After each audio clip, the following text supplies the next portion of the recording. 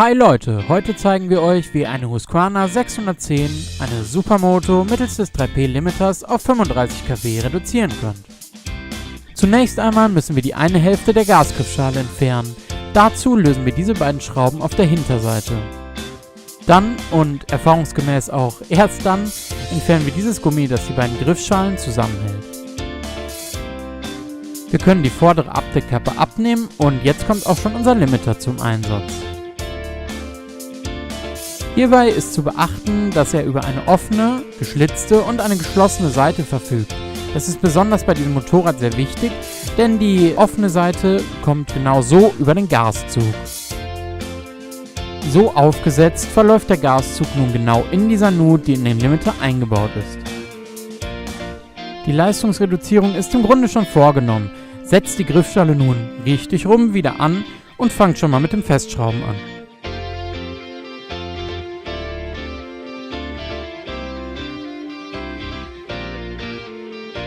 Das erfordert jetzt ein bisschen Geschick und beide Hände, aber es hat sich gelohnt, denn der Limiter ist schon installiert.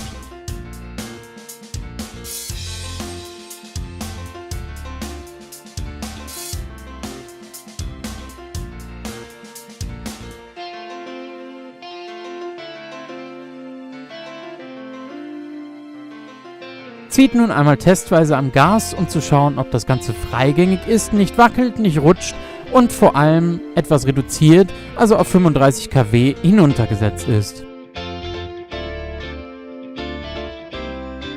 Fertig!